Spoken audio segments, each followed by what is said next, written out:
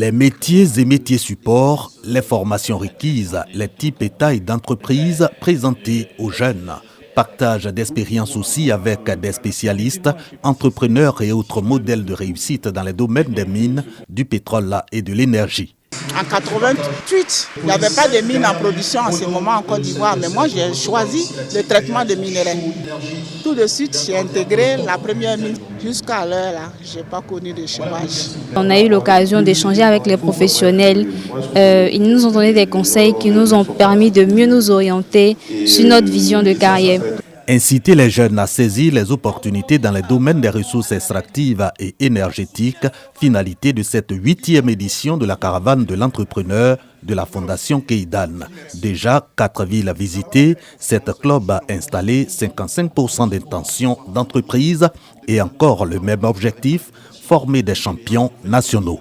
La Côte d'Ivoire a d'énormes opportunités et c'est aujourd'hui que ces jeunes-là doivent les saisir pour qu'on puisse construire enfin cette nation d'entrepreneurs tant rêvée. Cette 8e édition de la caravane de l'entrepreneur dans le cadre du Salon des ressources extractives et énergétiques. Ces domaines, de véritables leviers de développement selon le ministre Mamadou Sangafoa Coulibaly, qui salue la synergie d'action entre la Fondation Keidan et son département.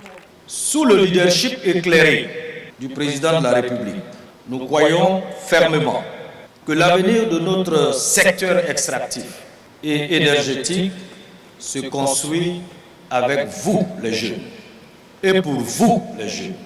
Le soutien à l'innovation, la création d'emplois et la diversification de notre économie passe par une jeunesse dynamique, formée et prête à relever les défis du monde moderne. Ouvert ce 27 novembre, le CIRES 1, la première édition du Salon international des ressources extractives et énergétiques, referme ses portes ce 2 décembre 2024.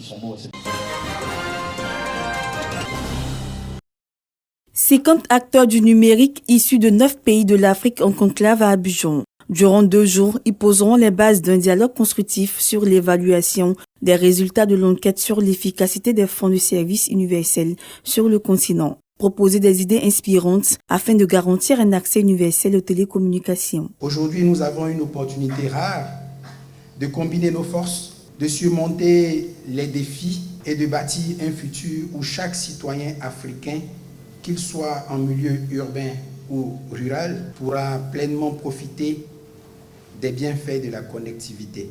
En vue d'un développement inclusif durable, la Côte d'Ivoire s'est engagée au renforcement des infrastructures numériques et des capacités des communautés locales. Afin de renforcer et amplifier ces résultats, le ministère de la Transition numérique et de la digitalisation a lancé le programme national de connectivité rurale qui s'inscrit dans notre ambition d'étendre la connectivité à l'ensemble des régions de notre pays, en particulier les zones rurales.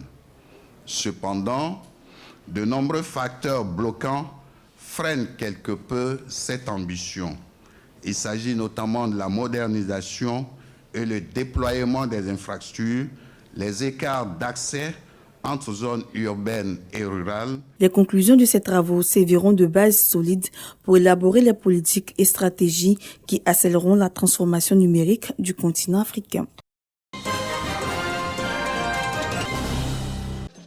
Le ministre de la Transition numérique et de la digitalisation, Ibrahim Khalil Konaté, accueilli à Harikokar par des chants et danses. Les raisons. Voilà l'ambulance que le président de la République nous a donnée pour vous remettre. Ambulance, travaux au centre de santé rural, de nouvelles salles de classe pour le collège, des travaux de construction des bureaux et de la résidence du sous-préfet, routes, etc. Harikokar peut humer le parfum du développement dont les senteurs envahissent toute la Côte d'Ivoire. Tout ce que nous pouvons dire, c'est de remercier le président de la République pour sa proximité avec sa population, pour avoir pensé à la population de Harikokar. C'est la concrétisation de la parole donnée, la parole du président de la République qui est aujourd'hui concrète et visible, palpable par les parents. Le message est clair. La Côte d'Ivoire ira de l'avant avec tous ses enfants. Voilà La Côte d'Ivoire qu'Alassane Ouattara a construit, c'est une Côte d'Ivoire qui apporte le bonheur. Parce qu'aujourd'hui, à partir d'aujourd'hui, quand quelqu'un, une femme veut accoucher, s'il y a des complications, je ne souhaite pas, on puisse la prendre rapidement. Dès mars 2025, le sous-préfet de Harikokar, Pascal Kahaba, dont les compétences ont été saluées par le ministre Ibrahim Khalil Konaté et la population de la localité, prendra possession de ces bureaux.